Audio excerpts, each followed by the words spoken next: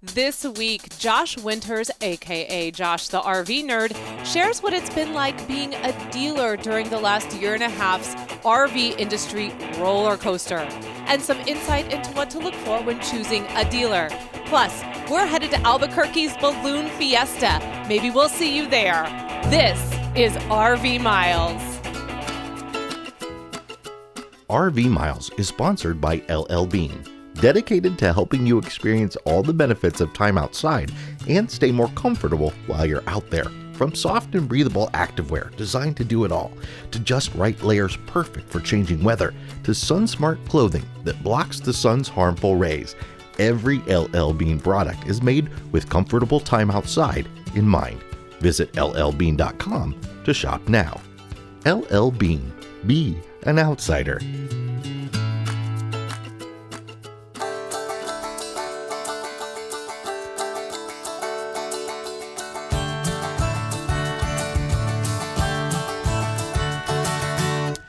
Welcome to episode 213 of the RV Miles podcast. I'm Jason. And I'm Abby, and we are two full-time travelers who, along with our three boys, have been crisscrossing North America since 2016 on one epic road trip. Here at RV Miles, we talk about everything from travel destinations to industry news, lifestyle, our national parks, and so much more. We are coming to you from wonderful Las Vegas, Nevada. Took a long drive down through the state of Utah. Had some nights in a no service, no internet campground along a beautiful canyon, and now we're in the metropolis of the Southwest with all kinds of cell service and technology in the area. Yeah, we went from really, really quiet to really, really busy in the course of about 24 hours. But we're really excited to be here because we're here for NASCAR. We rolled in a few days early to get some work done. We're staying at a campground here in the Vegas area. But in just 2 days, on Thursday, we are headed over to the Las Vegas Motor Speedway for 4 nights. Taking in NASCAR. We just got off the phone with them today, kind of talking about what the weekend is going to look like. And y'all, this is crazy. It is going to be such a blast. I didn't know they did so much specifically for our viewers. Yeah, there is a whole lot that is just around the things that are there just for the people that are RVing on site. They are going to have a wine tasting. There's goat yoga. Stop it. Goat yoga. Are you excited about goat yoga? I will be there with my mat. There's a big party for the RVers that are there that's presented by the National Indoor RV Centers, which is a really cool place to store your RV that they have. The main one, I think the first one is here in Vegas, and there are others around the country where it's all indoors and they keep your RV plugged in all the time and they wash it and all that sort of stuff. Anyway, it's going to be a blast. I'm excited to get over to the track. Yeah, so we're going to share all of this over on the RV Miles Instagram page. So if you're not following us over there and you want to see Jason driving on the track in the truck, then you want to head over to Instagram and follow RV Miles. And we'd like to thank NASCAR for inviting us out for this upcoming weekend. We're really excited to share this with everyone. And we're really excited to experience this with our kids as well and let them see what RVing is like for kids at a NASCAR event. Of course, you should watch the race this Sunday. It's going to be on NBCSN. And it's the South Point 400. It's getting towards the end of the NASCAR season, so the drivers are all vying for those points. So they're getting a little looser out on the track and trying to earn a few extra to make it to the next step. But I think it's going to be a whole lot of fun, and I'm really excited about it. Yeah, and there's a possibility you might actually see our RV. You might see the Sabre Sabre hanging out there. That's what we were told, is that sometimes you can see the RVs during the race. So we're excited for that too. The Sabre might be on TV. We'll wave to you. Yeah, teeny tiny, way up there. You might see us waving. Once we leave here, we're headed over to Albuquerque. We're going to New Mexico. fly.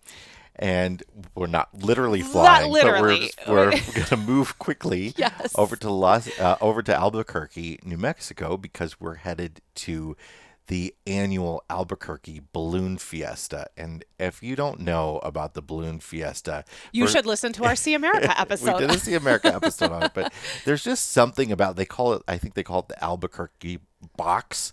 There's just something about that valley there that is perfect for balloons.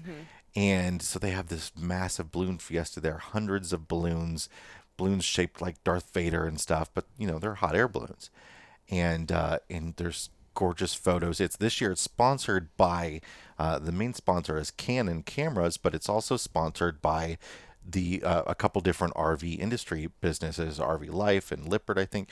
So it's going to be really cool to visit. We're going to be doing some meet and greets there. We don't know exactly when those will be. So if you're at the Balloon Fiesta and want to meet up, we're going to have a few meet and greets. We'll post the times and places for those on our social media when we have those. But we're going to be there for like 10 days. Yeah, we're going to be boondocking again. And so that'll be great because now we at least have the solar panels here. There is a possibility we'll have our lithium batteries might arrive in Albuquerque. They're So hanging out. again, I'll be putting them in while we're boondocking.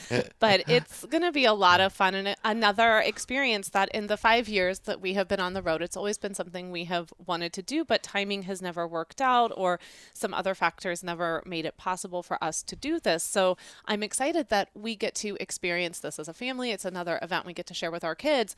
And so we will, again, share all of that, including what we're going to be doing at, I think there's a couple RV kind of designated tents and what we're going to be doing and participating in those, and we will share those in the show notes that you can link to our Instagram page and really join the RV Miles Facebook group too, because we'll be sharing a lot of that there. But just head over to rvmiles.com/213 and everything that we've talked about since the show started, I will drop in that article. We have been booking a lot of campgrounds over the last few weeks. And Last minute. very last minute rate. And so I know there's this narrative out there that it is very hard to get a campsite, and that's true in places where it's always very hard to get a campsite, I'm sure. But it's also gotten better since Labor Day, I think, for sure. And so we have had very little problem. Right now we're at a very popular Las Vegas RV resort and got a good price. On our way down here, we used the Spot Tonight app and got a good site at Big Rock Candy Mountain. Yeah, which you didn't believe that was actually what it was called. And you were like, this isn't exactly Is this where the we're going. actual Big Rock Candy Mountain? I don't know. So a couple things I want to mention here. Yes, so we used the Spot Tonight app, and we'd like to thank Spot Tonight for inviting us to use their app and check it out and see how it works. They're looking for feedback. They actively want to make this app better. So I actually booked this campsite 2 days before we showed up, and I got it on a weekend, y'all. So we rolled in on a Thursday, we left on a Sunday, and I booked it on a Tuesday. So something like this Spot Tonight app is really awesome for seeing what is out there. And I had just kind of put in, like, I did a wide scope. I said Utah. I'm looking for a campground in Utah. And then I just kind of went off what I knew was going to be like, we're traveling on I-70, and I just kind of mapped it out as to how far we wanted to drive. And I was able to get something booked. I want to say too about this campground that we're at here in Las Vegas. I found this campground. First, we were going to go, and this is, hey, no shade to KOA, but we were going to go to a KOA here. And it was going to cost us almost $100 a night. I was going to swallow that because I knew we had work to do and I knew that we were headed over to NASCAR. But what was frustrating about that was that they were going to charge $15 a day for the kids. So $5 a day. There was the kid tax. Never a fan of the kid tax. Not a fan of the kid tax. The extra person fee, as they like to call it. But I don't know what space they're taking up outside of the space we're already renting, but that's a story for another day. I did find this particular campground for $38 less a night. Plus there was a Good Sam discount attached to that. And this campground is awesome. It's Oasis RV Resort. There's a pool. There's a couple pools. There's an adult pool. There's a kid pool. There's a hot tub. We've just been going in the evenings when it's really quiet at the pool with the kids. This is not everyone's style of campground. We're No. all packed in tight here, but not as tight as you might think, and not as tight as we've been in the past in Las Vegas. Well, I was going to say, if you saw our boondocking pictures from RVE, we have more space here than we did when we were boondocking there.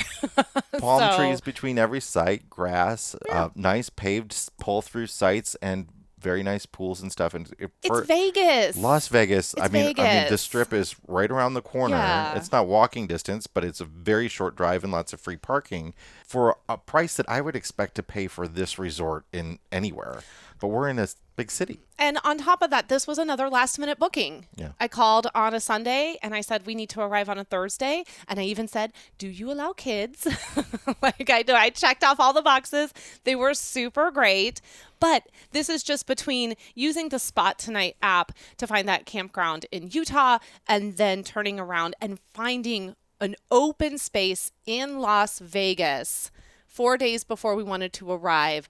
The spaces are out there. It's the fall camping season. Don't be discouraged. Get out there and go camping. You can absolutely do it last minute. All right. Speaking of Spot Tonight, we're going to take a break and you're going to hear an ad from them. Sponsors of the show. But when we get back, we're going to have Josh Winters, Josh the RV nerd from Halet RV up in Coldwater, Michigan's fantastic YouTube channel. And it's just an all-around great guy, and it's a great dealership that we want you to hear about, because there are some really good dealers out there, contrary to popular belief, and Halet is one of them. So we'll be right back with Josh from Halet RV. We'll be right back. Find your next camping adventure with the Spot Tonight app. Spot Tonight offers real-time visibility across numerous campgrounds available for immediate booking. Easy to use and free to download, with Spot Tonight you can build a traveling profile, share parks with friends via messaging, and mark your favorite campgrounds.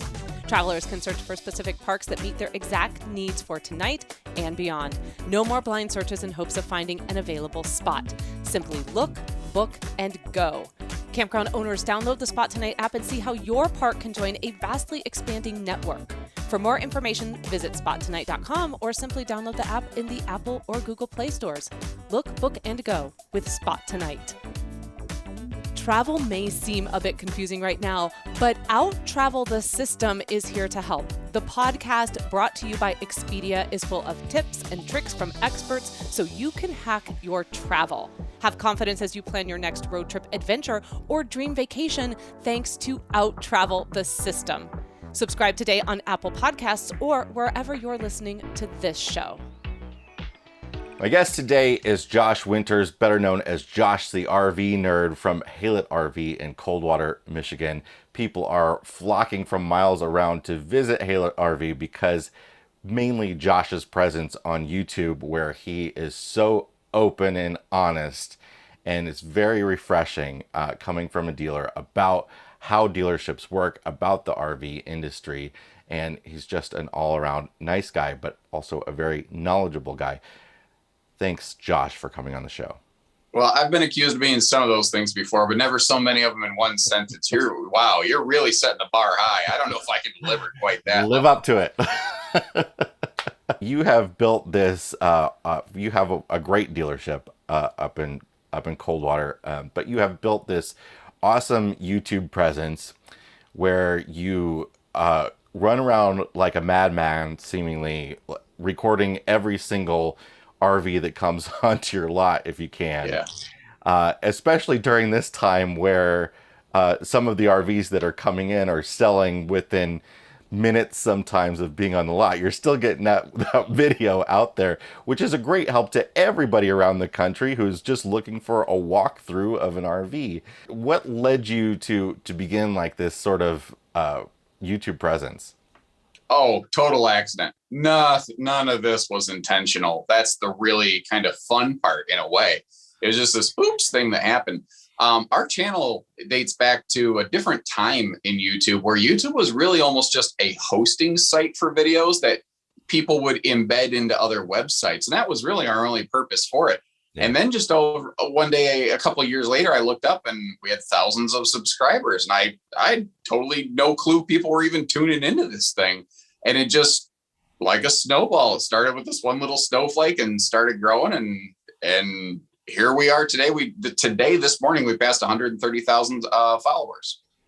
So you do all these great walkthroughs, which are really detailed and fun and funny. You're great on camera, but you also do lots of other things. You do like tip videos, you do industry updates, and you do recall alerts. You're really open about responding to what's going on in the industry. I think that's really refreshing for a lot of us watching and coming from a dealer's perspective. It's really interesting to see that sort of insight. Was it difficult to convince your employers, who are also your family members, that it would be beneficial to be super open and honest about all this stuff? No, actually, that's one of the things that I've really always been just granted carte blanche, a license to kill, whatever you want to say. One of the tenets of my training has always been that we have a real fiduciary responsibility to our customers, and I think by extension our viewers, to really give them as much information as we can, to really give them a deeper understanding whenever they'll allow us that opportunity. And I'm very fortunate in that I'm really allowed to operate almost completely autonomously here. So anything that I think that I deem out there that I'm like, hey, this is beneficial, or people need to know about this, as long as it's not going to land us in a lawsuit, the boss really doesn't mind that I put that out there. So I count myself very fortunate in that I've had the pedigree or the leadership that has instilled those kind of things into me, because something I don't think people always realize is the quality of experience you have at an individual level is often very much influenced by the quality of leadership overseeing that facility.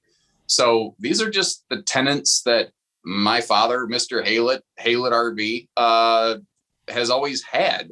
And just through the magic of the internet, in this small little, town in the middle of kind of nowhere, Michigan, not a big place or anything, we've been able to broadcast that out. And thankfully folks have listened and they've responded, So you don't only share stuff on the internet, but you all walk the walk up there. People are very happy with their experience. You have great Google reviews and all that at Haylett RV. So let's talk a bit about what makes a good dealer. I mean, sure. Sometimes it feels obvious, like it's just somebody that's honest with you and doesn't aim to screw you over. But what do you feel that you guys do differently at Haylett, or what do you feel that are some of the best practices that you all do that we should be looking out for when we're looking to choose a dealer to buy an RV? Sure. And I think a lot of that almost stems picks up right where my last thing left off there, is just some of the basic principles of our store here, in that I've always been told, like, pick any brand, any trailer that we carry here. There's probably hundreds of other people that have that exact same thing available. Why would they come here versus somewhere else? Everyone's got a good price or they wouldn't be in business. It really is the experience and the information that you get starting right from your initial salesperson, or even in people who just come in to buy like a light bulb off the shelf in the parts shop, who end up becoming like a sales customer later on. It really is getting to know you, helping you. I always say helping you find your second RV the first time or something like that. But it's easy. Someone comes in and says, okay, I want a bunkhouse, sleep 6 half-ton towable. And I can just point at something, go here. But if I can investigate a little further, like what if your kids are late teenagers and they're going to be leaving the house soon? Maybe a bunkhouse isn't actually going to be the best fit. If you're going to finance this thing for 10, 12, 15 years, do you really only want a camper that's going to work for 2? And it's those kind of conversations. It's a slower way of doing business. It takes more time per customer, but I think that we end up with a happier client, that we really earn that return in that referral business. And I think that's really reflected. You mentioned things like Google review scores. Our online review scores, I am super proud of, because there's no way to cheese those. There's no way to just, you can't just pay somebody to create fake YouTube review or Google reviews for you. They get filtered out. Google has filters and searches for that kind of stuff. And I won't tell you that we're perfect. I've never claimed that we're perfect. There's times that we've absolutely earned a ding. And there's times that we absolutely haven't. But even through all of that, we still rank in something like the 95th or higher percentile in terms of dealer reviews on like Google, Facebook, Better Business Bureau. We've carried an A+ rating for the 13 years that I've been here. I don't think we've ever had anything less than that. And it's not that we don't have adversity sometimes, but I think it's really what you do when things don't go according to plan that really define you, you know? Yeah, it's some of the obvious lessons of customer service that lots of businesses know, but for some reason, sometimes dealerships get a little lost in the we want to make the we want to make the sale now, and we're not looking for the repeat customer. We're not looking for the good word of mouth and all that sort of stuff. And I think, from my experience of listening to what you do and hearing you talk about your customers, it sounds like even when there is a problem, which is always going to arise, that you work hard to solve those issues. We try. And there are times where our hands are really tied. Like there with the current availability of certain parts, there's times where it could be the simplest thing and we're just literally not able to fulfill it. There's also some things that are not always as obvious and clear. Like I'll just say a microwave. Let's say your microwave goes out. I can contact a manufacturer on your behalf and they could say, well, it's going to be 6 weeks before we can send you one of those. And in the meantime, you can punch in that model and serial number or whatever on like say Amazon, and you could have it delivered to your house, free shipping in 2 days. And you're going, what gives? That is one of those really tricky things that does feel a little behind the times sometimes in this industry where, yes, we can do that, but not on the manufacturer's money. And that is one of those things where if that's what you really want, we could get you that microwave in 2 days, but not with the manufacturer paying for it. So there's some things like that aren't always really obvious. Like, why can I get it here? Why can't they get it there? I don't have all the answers for things like that. I just know that there's these little gray murky areas that feel like they could be easier. And even as I say this, I understand what I'm saying to be true. I still don't even know myself why it's true. I just know that it is. So when we go to a dealership and we're looking at RVs and maybe we have something that we're interested in buying and we're beginning the process of negotiating a price and talking about financing and all that sort of stuff. I think that's often a point where at some dealerships people start to the tide shifts a little bit. Like they've been extremely helpful up until this point, and we're getting close to signing on the dotted line. They're still being helpful, but maybe they're trying to start to upcharge us on things. They're maybe sneaking things in there, or they're wanting us to pay several $1,000s for a pre-delivery inspection, that sort of stuff. What should we expect out of our dealership? Well, I tell you, one of the first things, and you'll never, like, if you look up like how to buy an RV guide or something like that, here's the 10 steps. There's something here that I've noticed. I've just correlated between because like doing these videos, I've met agents of other dealerships who are in totally different market areas where we can privately be very candid with one another. So there's some interesting trends I've been able to piece together. And one of those, I think, before you even get to that point, is you say investigate the service center. I think one of the easiest ways you can start to get an idea, though, of a lot of things is count the number of service bays in comparison to the number of sales positions that they have at a place. And I've noticed a really interesting trend. When you start getting pretty close to a 1-to-1 ratio, or if you have more service bays than sales staff, you tend to find a place that seems to be really focused on the total experience of the customer, not just the bottom line, not just the sale price, that kind of thing, but the total before, during, and after sale process for a customer. There's guaranteed, like if you're like, I don't care, I'm just only after the best price. Find a place that has absolutely no service space, because they're not going to have touched a single thing on that. But I think one of the other things when you are on the front side, when you like, let's say we've gotten through that and we are at that me and the salesperson purchase point, we focus a lot on what is the payment or what is your price. And you mentioned that there can be these add-on fees and whatnot, and those can be very murky. What am I really paying for this?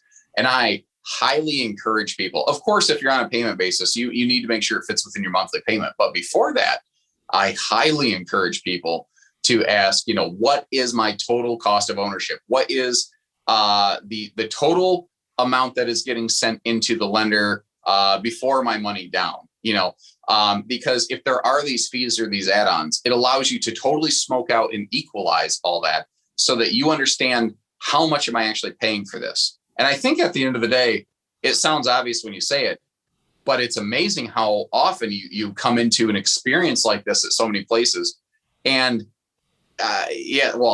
people will say, well, I found this trailer for 18 at some other place and you're at 19.9. And I say, okay, well, what is it out the door? What is it? Tax, title, license, hitch, everything. And they're like, I don't know. They said it was 18.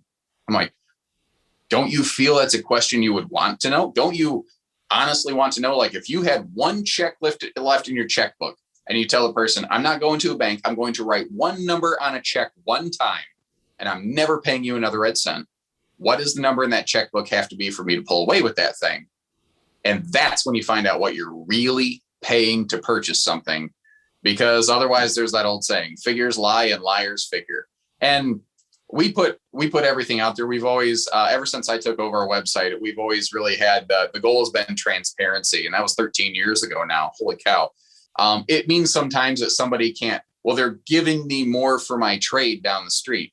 Okay, but what's the total cost of ownership? I can make these numbers dance any way you'd like to. At the end of the day, there's one number coming out of that checkbook. That's the number I want to focus on. So you've been pretty vocal about the situation in the industry over the last year and a half, since I guess more than a year and a half now, since the pandemic began. 10,000 foot view, step back. What has it been like over the last year and a half to be an RV dealer? It's been like a roller coaster, but I'm not done. It's been like a roller coaster that's on fire. There's these ups and there's downs, and it can be fun, but there's been a lot of heat the entire time, and it has been unprecedented. My mentor, my leadership, our owner here, my father in a sense, over between 40 to 50 years of various sales experience himself. He's old Ford alumni. He's been around. He's seen all kinds of things. And I've got people at our store that have been in this for, like him, upwards of 30 years. And one of my jobs is I help manage our inventory. What do we order? When do we order? How do we order it? And I'm asking him for advisory, like, hey, this is new to me. I started in the 2009 recession area. So like I've seen things go up, and I started at a down time. I've never had adversity like this. And I go, how do I manage this? And they go, I don't know. And that just totally floored me. This is all uncharted territory. And you can plan and you adapt, and you plan and you adapt. And then tomorrow you make a new plan and you adapt to whatever tomorrow throws at you. And it's like, the phrase that I use lately is that we've been Paula Abduling it, whether it's our inventory stock, whether it's parts availability. It's been 2 steps forward, 1 step back. And it ain't fiction. It's an actual fact. There was massive toilet shortages and microwaves and stuff like that. Well, those have worked themselves out. Suddenly here, though, gold's worth its weight in ladders. Like it's like there's been these weird things that weren't problems that suddenly now are problems. But what I've noticed is the trend on the most recent challenges has been actually more labor-based than parts supply-based. It's just not as easy to see because you hear, well, the ladders are in shortage right now. We think, well, what, you can't build more ladders? No, they have all the parts. They don't have the people to build them. But like I said, for like every two problems that have popped up, one new one seems to be creeping in, and you make a plan and then you adapt to that. And that's just all you can do. There's been this weird undercurrent with some people on social media where they think that a lot of the shortages in RVs out there has just been a scam to raise prices and create a frenzy of demand. You've been one of the few, I've noticed a lot of dealers are playing lots of tricks where they're actually trying to make it look like they've got a ton of inventory. They're parking them different. They're putting all the slides out and parking them sideways and bringing them all to the front. You've been walking around your lots saying, look, there is nothing here for months now. It's so uncomfortable.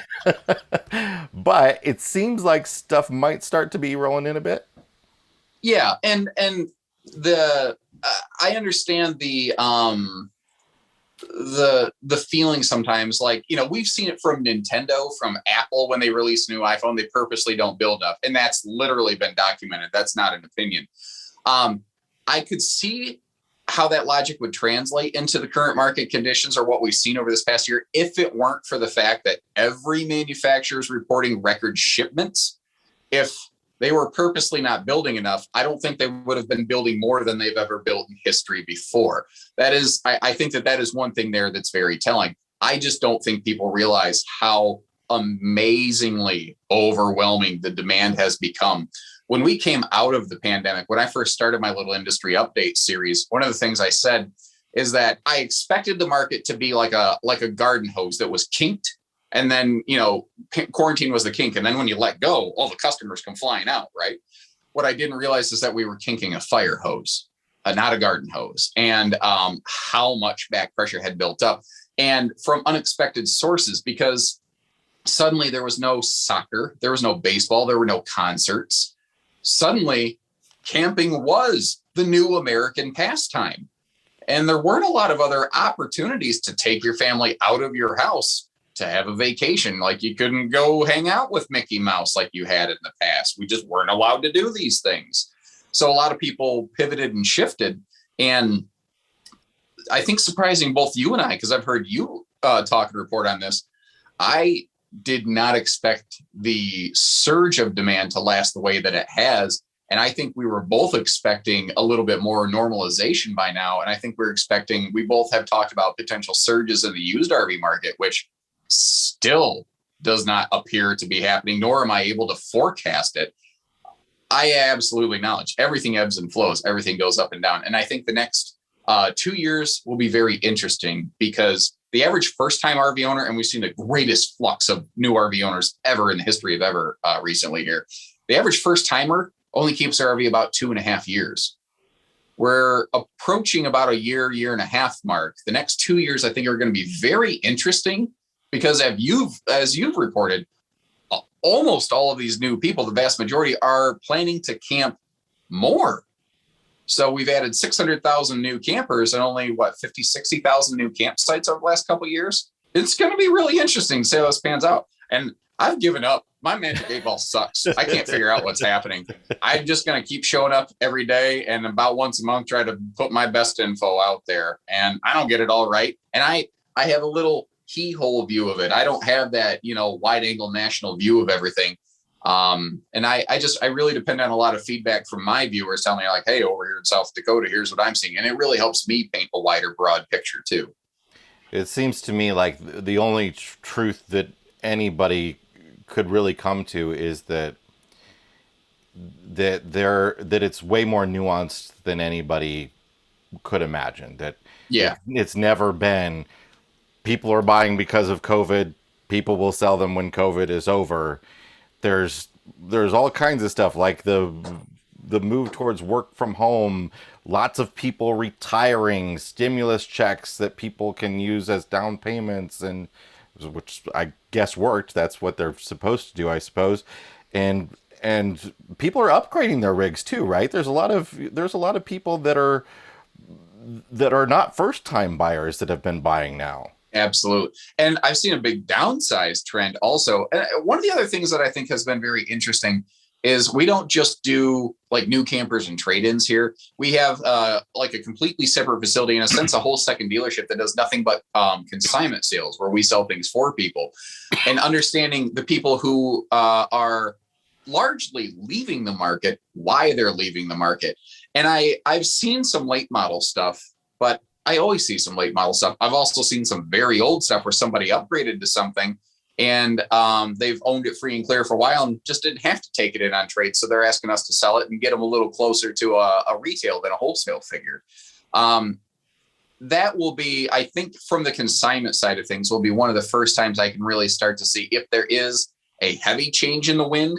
I've suspected maybe a couple times we might have started to see it, but it's always kind of fizzled out. I've just seen a couple little spike blips of listings, and kind of like at a new RV store, you have little, the last week of the month is always a spike in business for whatever reason.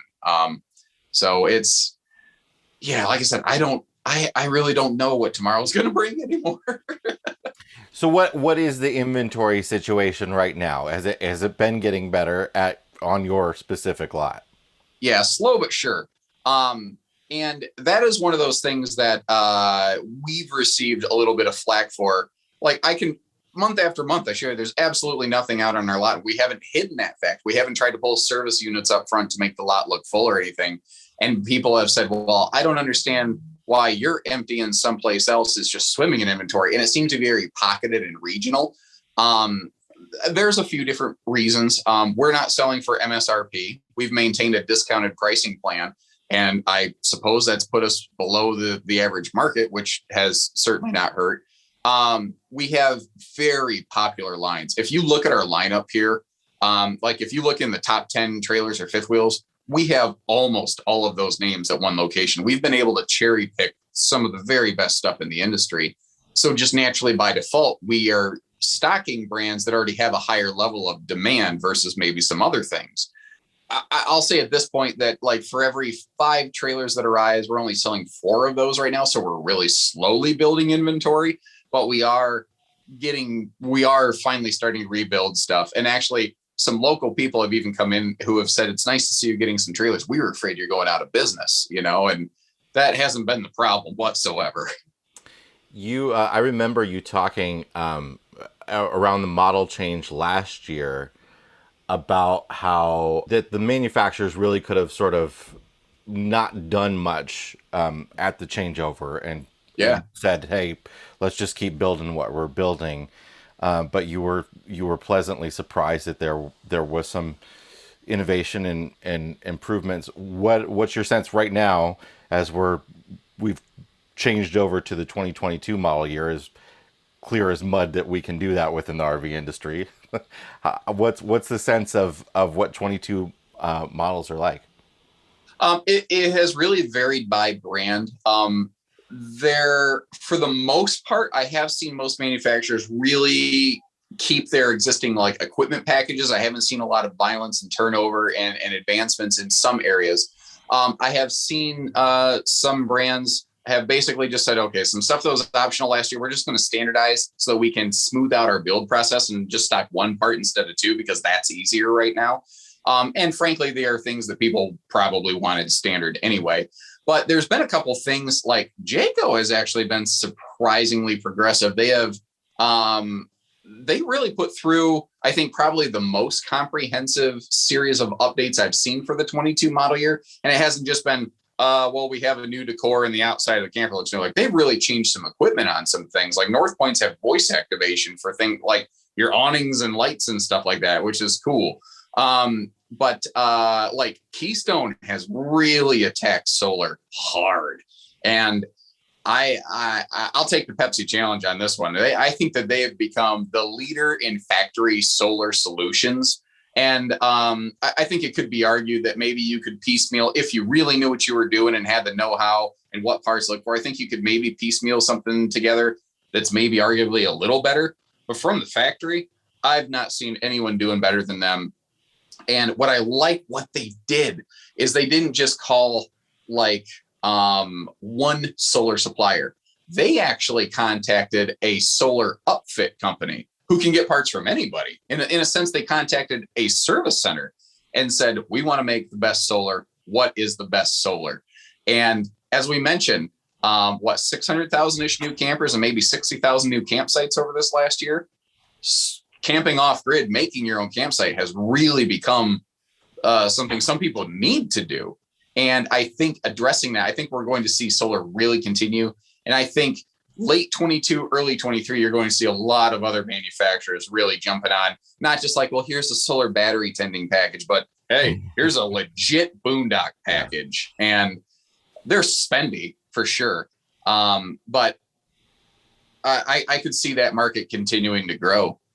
Yeah, it's certainly cheaper, I would imagine, to have that done at the factory while it's being built than for a dealer to have to like rip holes in the roof and run wiring throughout the thing and all that sort of stuff. So it makes a lot of sense, at least if they get the wiring done right. Well, and there's a couple things there. Yes, Absolutely. If you can get something installed from the manufacturer while it's being built, it will absolutely be less expensive than you could get at any service center effectively. Because when they're building it, they're already there working on it. There's almost no labor time involved. It's just adding one more object. If you take it someplace aftermarket, once everything's been fully enclosed, unwrapping that and then wrapping it back up, that's a very involved process to do it without making it look like my Uncle Gary done did it. And Uncle Gary doesn't even exist, by the way, for anyone curious who this guy is. That's why he's such a complicated man. The other thing there that a lot of people don't consider, when you have it done from the factory, it carries a factory warranty. And there's it eliminates the option of potential finger pointing. At least it takes one more party out of the equation. That's one of the reasons I recommend people look at the number of service bays a place has. If they have none, where are you going to get your camper worked on? Like some places, we have an agreement with the place down the street. Man, there's another layer of complication in something that's already a fairly complicated process. Now who's really responsible for the work if it doesn't go right? Now who do you call? And it feels way too easy for me for a customer to get hung out to dry somewhere in the middle. Stuff like this solar packages that Keystone is putting in, there seems to be, obviously by necessity, there's a big move right now towards people ordering RVs to be built for them, more so than ever before, because they can't find what they want on the lot. Where are we at now? Are the times are the wait times for new RVs that you've ordered getting any better? No. Unfortunately, I dislike that answer, but I've heard about 6 months for a long time now. And I've been listening to people who ordered something in February recently, taking a lot of new RVs home. So there does seem to be a rough 6-month holding pattern right now. And it's going to vary greatly by brand. I suspect it'll vary greatly by model and by preferred equipment package. There are certain things that manufacturers just don't always build as frequently, whether it's a floor plan or they don't order this object until next month or something like that, which can delay things. But one of the other catch-22s about having the really popular lines that we have is that they have the biggest backlogs. So it does mean that when you are shopping those ultra popular brands, they tend to be the ones that you wait the longest to get. You can argue that they're worth waiting for, and that's why they're so popular. But if you don't have a real brand preference, this is something that it depending on what you're looking at, you might be able to find quicker availability if you're not necessarily brand loyal. And I always encourage people to shop a floor plan first anyway. Find the layout you like. Somebody else is going to build it. And that might give you some more doors and more avenues, and who knows, you might find something you never saw before that you like. Well, Josh, also known as Josh the RV Nerd, Josh Winters from Halet RV, thanks so much for joining us. You can find Josh's wonderful YouTube channel, the Halet RV YouTube channel, and of course, visit Halet RV up in Coldwater, Michigan. I mean, I'm not opposed to that. Jason, thank you so much. Tell Abigail I said hi, and tell her next time she needs a Blizzard from Dairy Queen, park in the parking lot and then go inside. Don't try the drive-through again. Don't make me go through. Thanks a lot. It's good to see your face. See you, buddy. Electrical surge protection is one of the cheapest insurance policies you can provide for your RV, and the Power Watchdog Smart Surge Protector, made by Hughes Autoformers, beats the competition with field replaceable surge modules. With other brands, when the surge protector takes a large surge or a spike, you have to throw it away. The Power Watchdog can be brought back to life with one small affordable part you can replace yourself. They'll even give you a free surge module in the first 2 years and now have a limited lifetime warranty. Use the coupon code RVMiles, all one word, for 10% off your order at HughesAutoformers.com. That's code RVMiles for 10% off at HughesAutoformers.com. Fall is around the corner, so it's time to start thinking about prepping for the winter off-season. Whether you own a motorhome, a travel trailer, or a truck camper, EmpireCovers.com is here to help protect all your vehicles against Mother Nature. EmpireCovers.com offers high-quality, affordable covers that are engineered to protect. every cover comes with a free multi-year warranty to guarantee that it remains durable over time. If you're not in need of a full cover, Empire has just launched a line of RV rooftop covers that keep the roof of your RV clean and protect it from UV rays.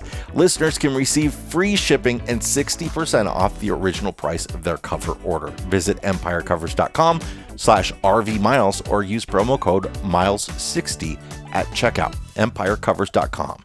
Protect what you love. Our thanks to Josh for joining us on the show. You know, he is so quick-witted, and I absolutely admire this about him. It's the same as I admire about Tony from the Stressless Camping podcast. They can just come up with the funniest things. We're in kind of an RV content creators group with them, and it absolutely blows my mind how quick and how fast they are. Tony's the king of puns, and Yes. Josh is the king of dad jokes. Yes. Yes. It's just a joy. I always tuck these little like nuggets from them in my pocket, and I'm like, one day I'm going to use that. And then that day comes and I forget all about it. And then I'm like, dang it, I should have used one of those. So anyway, it was great having him on the show. I really appreciate that he took the time to do that. So with that, it is time to check the level of our tanks. It is time for our Fresh Tank Black Tank series, and you get to go first this week. So, Jason, what is in your black tank this week? Look, we talked about how we're enjoying this Oasis RV resort here in Las Vegas, and everything about it has been pretty nice. But there's one thing that drove me insane. When we checked in, it's an awesome check-in. You've got it's this resort-style check-in. They've got all these giant lanes, these pull-through lanes for you to pull through your RV through. You've got like 8 lanes to pull into, and then you go into this big atrium, and you're basically going up to like a hotel lobby type situation. And they check you in there, right? On my way in, I get accosted by somebody who is talking to me about Good Sam membership. And they're like, well, do you know about the upgraded Good Sam membership? It's basically you get like way more than 10% off. And she's like really coming at me about this. And I'm like, oh, no. But and I would have completely brushed her off had I not been like, somebody like covering the RV industry and really wanting to know what the heck she's talking about so I can warn people about this. But it turned out that what she's selling, she was selling something, was because she started talking to me about going to a presentation the next day and signing up to visit a presentation. And she was really good about like sneaking it in there. And then it was going to be like, oh, you also have to give me a $20 deposit to see the presentation. I'm like, back off. And then I thought that was my out. So I'm like, no, I don't have any cash. I'm not doing that. And she's like, well, I'll put it in for you, but you got to promise me to be there. Oh, it was rough. And what it turned out she was selling, it was a coast-to-coast RV campground membership, which is kind of like Thousand Trails. But Good Sam Enterprises, I actually did not know this until this happened.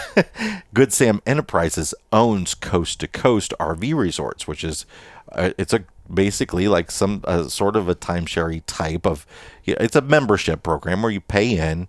Timeshare is a bad word for it, but you pay in and you join. I know lots of listeners, lots of people we've talked to are coast to coast members, and there's nothing wrong with the coast to coast membership program if the campsites are near you and it's what you want to be involved with. A lot of people are in the Thousand Trails, but it was just the way, like, I'm just trying to check in here, like.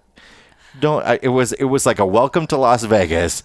It's like the street vendors starting to sell you stuff right immediately as I step into the campground. And it was just a really big turnoff for this resort. And I wish they wouldn't do that. And if you know Jason, this is his nightmare scenario. I can't say no. He comes back to the truck, and I was convinced he was like going to say to me, I just bought a timeshare. Like we now own a plot of land here at this RV resort. He was so awkward, and he was like, something just happened in there, but I don't exactly know what happened, but I agreed to things that I didn't mean to agree to, and it was hilarious. I agreed to go to the presentation, and then I thought, I just won't show up. But then you texted her, and we're like, sorry. You used me as the excuse here, like, sorry, I think my wife's not into this. No, like, I just said, please cancel our our presentation. That's all I said. But It she was- has like our site number and our information and everything. So I mean, like, how do you get around that? And You is don't. supposedly not affiliated with this resort, but they've got a desk, it's all that sort of stuff. But they knew because we were Good Yeah. Sam members. I'm sure they got the information. Hey, we have a Good Sam member coming in.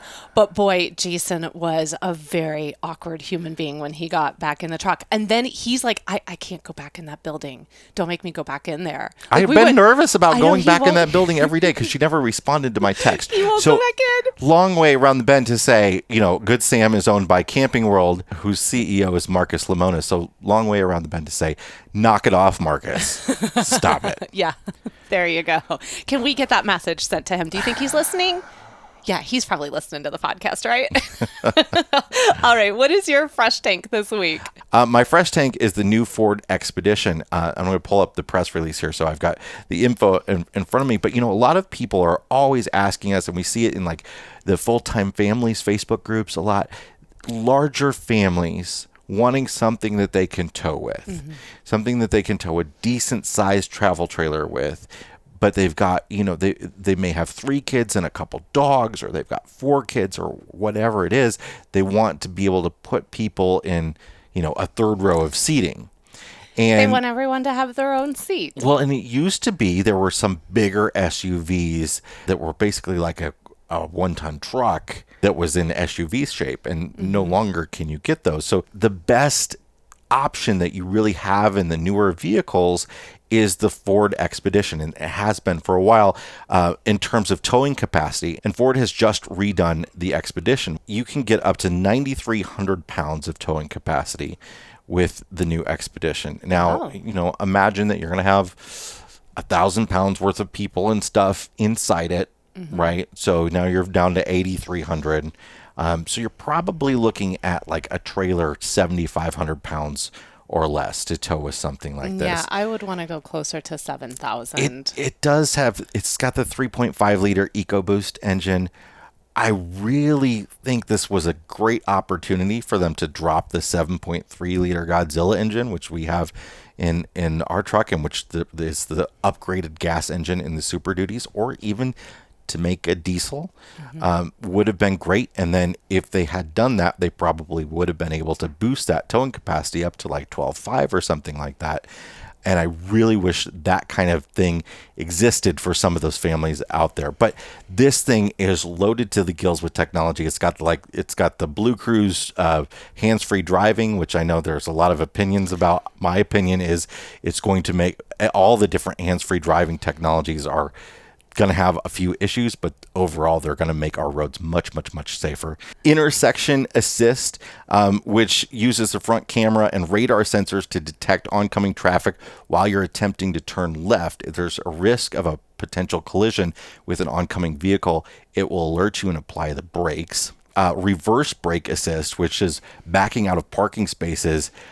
It can sense oncoming pedestrians and vehicles.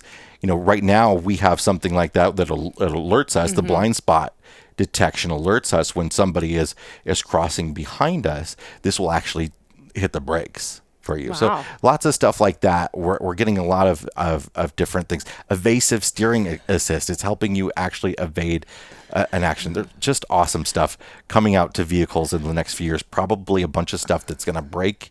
We're going to pay a lot of money for repair when we're out of warranties on a lot of these things. But most of it, again, so much of it is software related. Yes. It's great.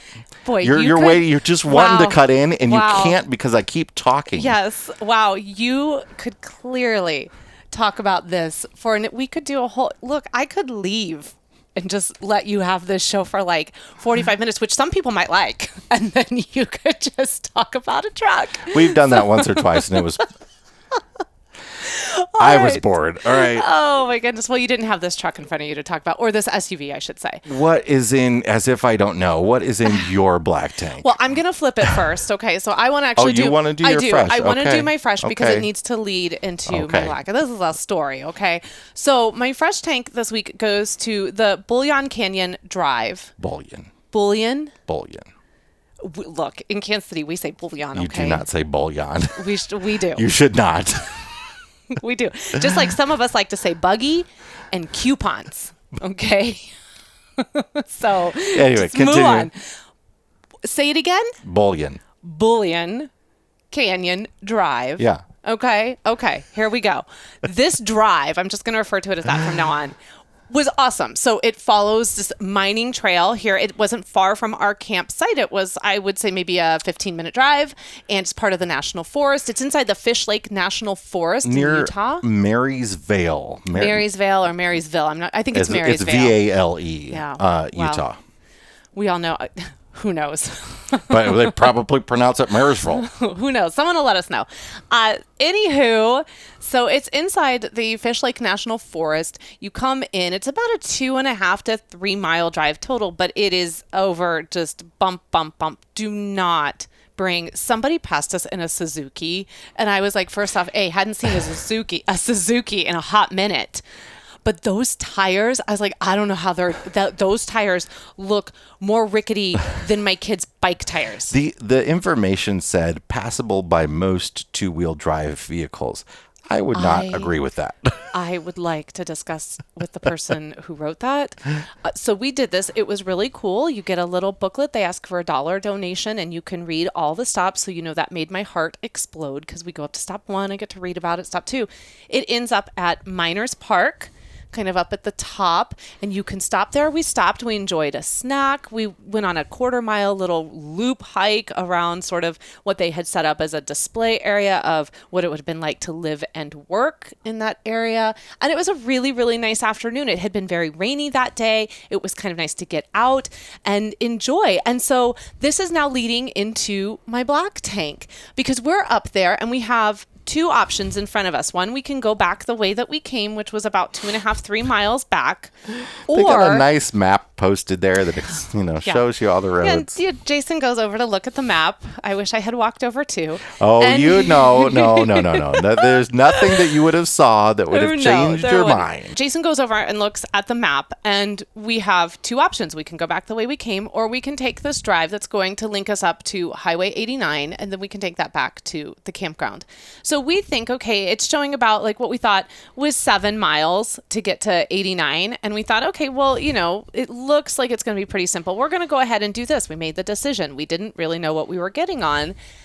And we thought maybe for the first couple miles, it would be really similar to what we had experienced coming up to this park. And it was 7 miles of ATV trail, which was also fine for the truck. The truck did great. Let me just say, we would not have gone on this if we didn't have a truck that could handle this. The truck has trail assist on it. It's totally made for this. What's not made for this are the 5 people in this truck that for 2 hours. It was 7 miles at 4 miles an hour or less. It takes some time to do. 2 hours and it was of non-stop bumping. And on top of that, I didn't expect that we were climbing a mountain that day. No, exactly, because it was labeled as a canyon drive. Yes. We crossed tree line. We summited somewhere around 11,000 feet. It's just switchback after switchback after switchback of dirt, rocky road. It started off kind of fun. Then it kind of got like not fun. And then it just got downright miserable because it seemed like the further down the mountain, the worse the roads got. And bless our children, they were, for the most part, incredibly cooperative over this 2-hour no service, can't even put on an audiobook to pass the time. Dad is doing 3-point turns around some of these bends in order to make it. We are in 4-wheel drive, low in some spaces. We are also dealing with, did I mention that it had rained earlier?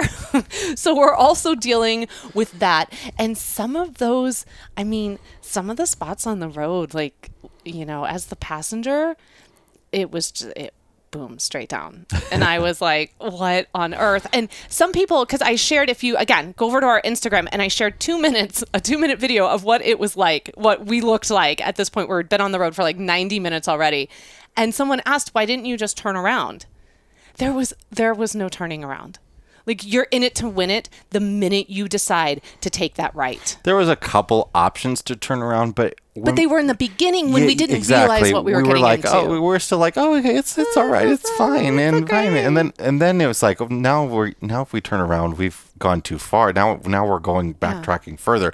However, we probably would have turned around had we known how much worse the road continued to get. You would think as it gets closer and closer to the highway that it went better and better, but it just got worse and worse and worse. And I'm not necessarily black tanking this road, so it's a part of the Paiute Trail. And we passed some ATVs who looked like they were having a blast. I'm like 40 miles an hour.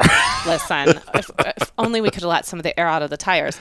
I am black tanking us because that was dumb. It was dumb not to know what we were doing. It was dumb not to have vetted that road better. And you know what happens when you assume, right? You make out of you and me. And we made that out of ourselves that day. And we put our kids through this very long 2-hour drive in which it ended. And they said, please don't ever make us do this again, ever. I suppose I could have aired down the tires at any point in that drive. Are you kidding me?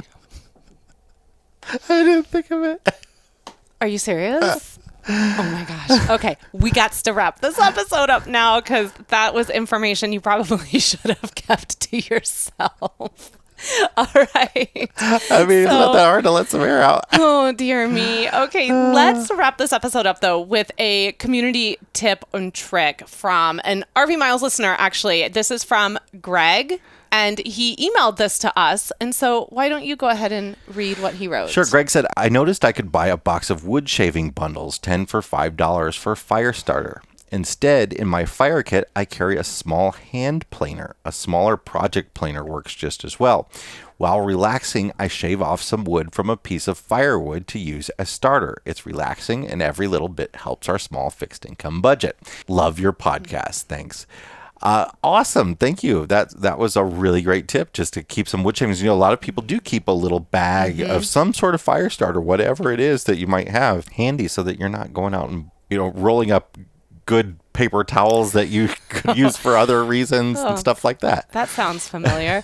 We should actually share next week because for a while there you were doing something to make homemade fire starters. Yeah. And we should share that next week, like as an add-on to this one. We've talked about that in the past, but it was a very long time ago. So I'll bring that up next week. Yeah. So, but thank you to Greg, and thank you to everyone who has shared in the past. If you would like to share a tip or trick that you have that makes RVing and camping a little bit easier, you are welcome to email us at editor@rvmiles.com.